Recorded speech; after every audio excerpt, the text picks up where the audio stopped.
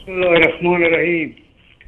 ای ملت شریف ایران بیدار شوید. میخواهم که امام زمان را برای شما معرفی کنم. بعداً قضاوت را به شما ملت شریف ایران واگذار میکنم.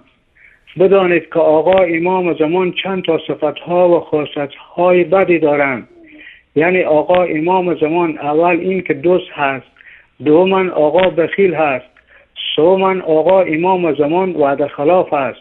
به خاطر همین صفتهای بدی که از آقا امام زمان صادر شده است، آقا همیشه در حال فرار هست، از این مکان به اون مکان، از این چاه به اون چاه، و آقا دنبال چاهی میگردد که عمقش بیشتر باشد.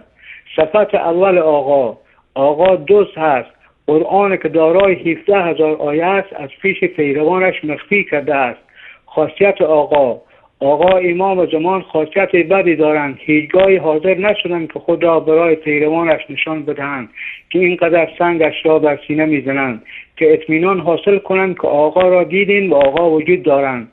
ولی متاسفانه که مدت این 1200 سال کسی آقا را ندیده است. صفت دیگر آقا خیلی بخیل هستند و این قرآن 17,000 آیه‌ای که در اختیار دارند هیچگاهی حاضر نشدند که این قرآن را در اختیار پیروانش قرار دهند، که متاسفانه پیروانش بدون فهم و درک قرآن امام زمان این دنیا را ترک می‌کنند و راهی اون دنیای ابد می‌شوند. واقعا چه ظلم بزرگی و نابخشودنی را بر پیروانش روا می‌دارد. آقا امام زمان خیلی دروغگو و وعده خلاف است. یعنی هیچگاهی به وعدهش عمل نکرده است. و پیروانش میگوید بزنید بر سر و سینه و مغزتان و دعای فرج بخوانید که تا من ظهور کنم، ولی به وعدهش عمل نمی کند، دروغ میگوید. حتی که به گفته علامه زمان آقای قزوینی زن بچهش او را نمیشناسند. وقتی آقا در تهران داماد شده بودند در چه سالی بود معلوم نیست، در کجای تهران معلوم نیست، در کدام خیابان معلوم نیست، در کدام کوچه یا میلان معلوم نیست، با دختر کی ازدواج کرده بود معلوم نیست، اسم پسر دخترهای آقا چی بوده است معلوم نیست. و در آخر آقا امام زمان خیلی فریبکار و شروع به کلاهبرداری کرده است. آقا وقتی که خوب فهمیدن که پیروانش همه از قرآن مجید و سنت رسول الله صلی الله علیه وسلم دور شده‌اند و گمراه شده‌اند، یعنی که عقل و شعور و خدادادی خود را از دست داده‌اند، آقا فرصت را غنیمت شمرده از چای سامورا تشریف آوردند به چای جمکران که عمقش بیشتر هست. حالا مشغول خالی کردن جیب‌های پیروانش یعنی بی‌عقل‌ها و بیشورها هستند.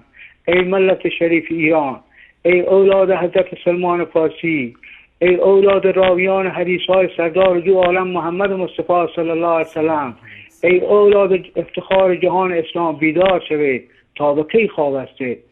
پس بدانید که نتیجه این گمراهی و باورهای پوچ و توخالی فیلمسازان این سریال طولانی 500 ساله دور کردن شما ملت شریف از قرآن مجید و سنت رسول الله صلی الله علیه وسلم بوده است.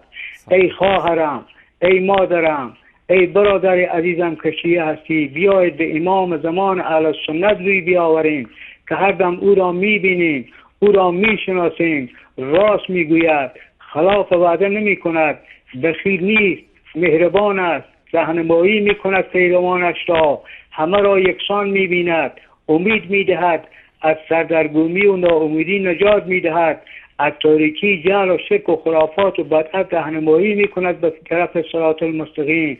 و در آخر عمل کردن به گفتارش بهشت برین هست، یعنی قرآن مجید. و من اصدق من الله حدیثا، یعنی کیست راستگوی‌تر از الله جل جلاله در سخن. السلام، قضاوت با شما. تشکر میکنم از این بیننده عزیز گرامی.